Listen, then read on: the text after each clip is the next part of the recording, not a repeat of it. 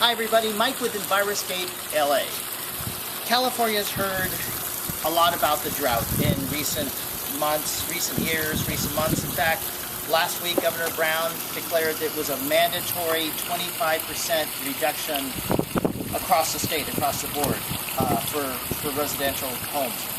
Problem is that with all this restriction going on, food prices are spiking because there's not enough water. The federal is not giving extra water to farms, so food prices are spiking. A lot of people are growing their own food. Well, that's until they get their water bill. And then when they get their water bill and they see how high the prices have spiked, because water, we almost run out. The problem is your water bill goes up when you're trying to grow vegetables. So is there a better way? We say yes, there is. Hi, I'm Mike with Enviroscape LA, and we were the first ones to come up with the concept of a vegetable garden, a soil vegetable garden that recycles water. And I'd like to introduce this to you. This used to be a traditional soil garden, and it had, they were growing tomatoes and lettuce and so on. Got their water bill and said, oh my, this is not good. So what we did was, this is a fusion of pond world meets horticultural world.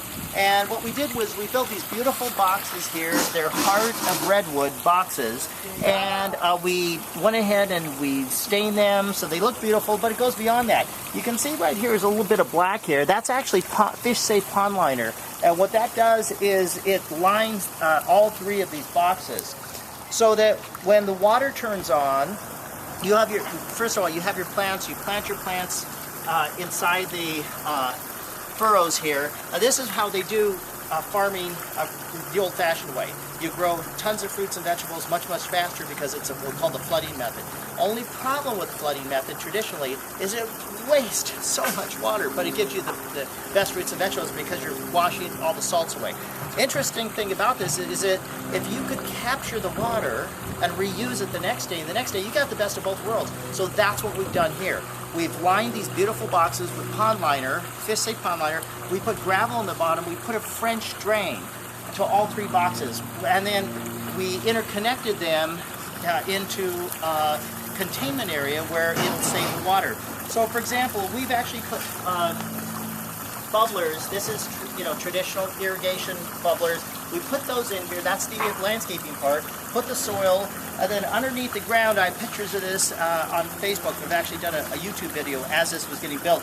But underneath the ground here, there's drainage pipe. It connects all three of these into a containment area, and this is a containment area right here. So that brown water you see, that's actually the tannins, or the brown water, the brackish water that's from the soil right here. So that water that you see in the pumps up there, it goes through here, and then it goes into this containment area. We use pond liner to enclose this area, this catchment system, and we have an Owasa 3,600 gallon per hour sustainable pump. That's what's watering this. Now it's only going to turn on once a day for a few minutes, flood the area, it'll shut off, it'll go inside of here.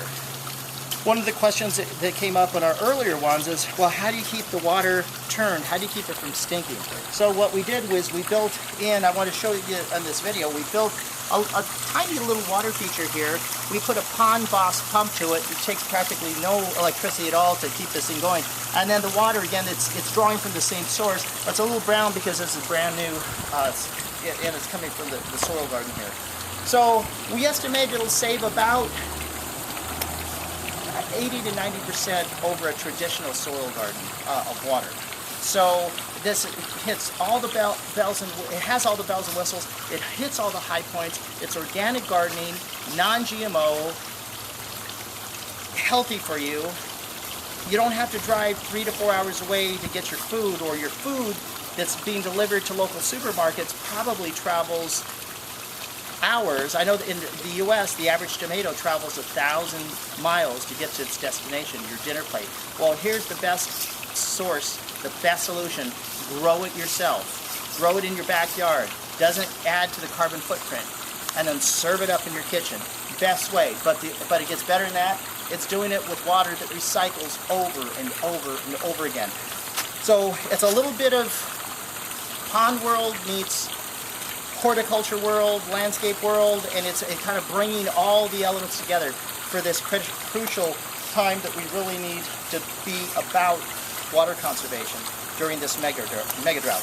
So we'll get it all cleaned up and we'll show you this. We did plant a couple of little avocado trees in the ground against the wall over there. I would really encourage everybody to think about foodscaping. It could be beautiful, farmscaping or foodscaping. It could be beautiful. Grow fruit trees in your backyard. Make it look beautiful. We have the ability to do that. You don't just have to pave everything over with gravel or blacktop. You can make it look beautiful with very, very little amount of water. So enough said. Enjoy. We'll come back and do a video once these things are all filled in. This is Mike with Enviroscape LA signing off. When you think sustainability, think Enviroscape LA.